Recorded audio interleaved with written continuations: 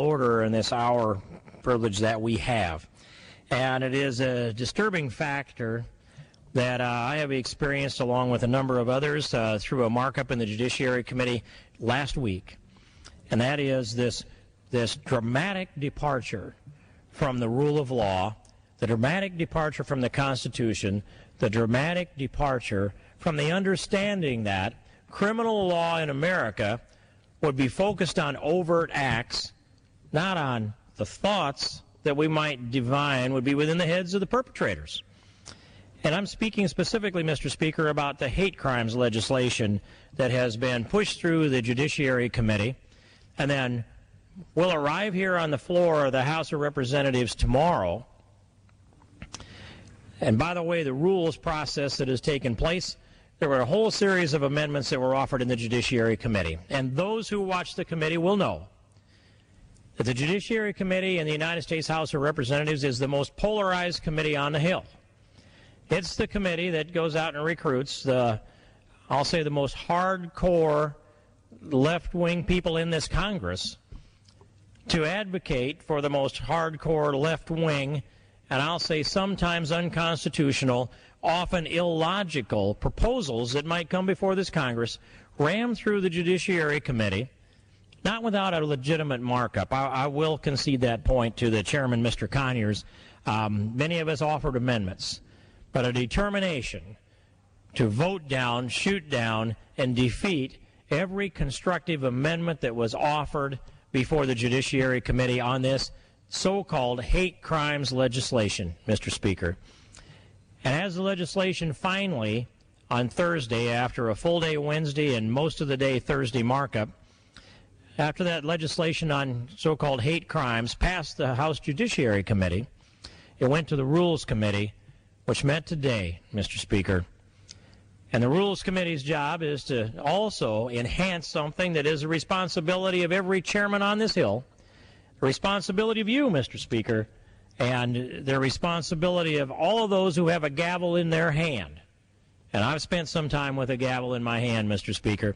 The job of the chairman is to bring out the will of the group. It's not to impose the chair's will on the group. To bring out the will of the group is the constitutional act of justice that should come from the hand that holds the gavel. But what happened instead? And perhaps, just perhaps, hate crimes legislation flowed out of the Judiciary Committee reflecting the will of the Judiciary Committee. But when it is filtered through the Rules Committee, the Rules Committee that sits in judgment upon whether there will be amendments that are allowed to be offered here on the floor of the House of Representatives or whether there will not, and which of those amendments might be offered.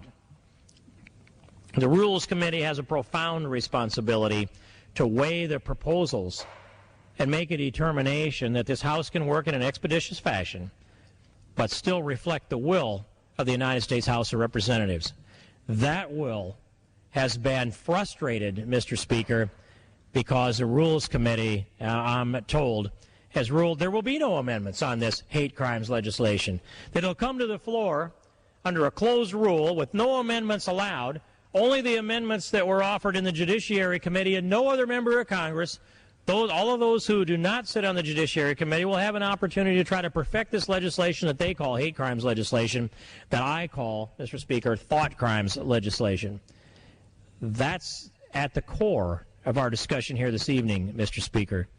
And I'll submit that the will of this group, the will of the United States House of Representatives, is directly frustrated by the actions that I believe are directed from the Speaker's office, the actions of the chair of the Rules Committee, the actions of the majority members on the Rules Committee that have decided to shut down the amendments process and ram through a piece of legislation tomorrow with only 30 minutes allowed for all of the members of the United States House of Representatives to voice their objections here on the floor of the House of Representatives, and no amendments allowed, just a voice where there are more than 30 people lined up that would have less than a minute to add their words to this, and there's no chance to sway the opinion of this body.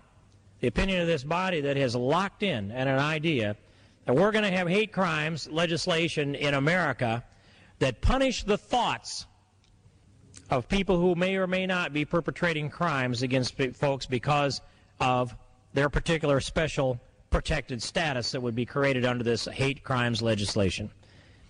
And I, Mr. Speaker, oppose and I defy the logic of the people that would advocate for such legislation, the very idea that we could divine what goes on in the heads of people when they commit crimes.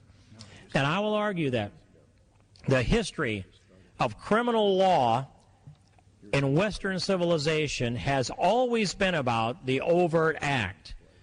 Not about the covert act, it's about the overt act, not about the thought, not about what goes on in the head of the perpetrator, certainly not what goes on in the head of the victim.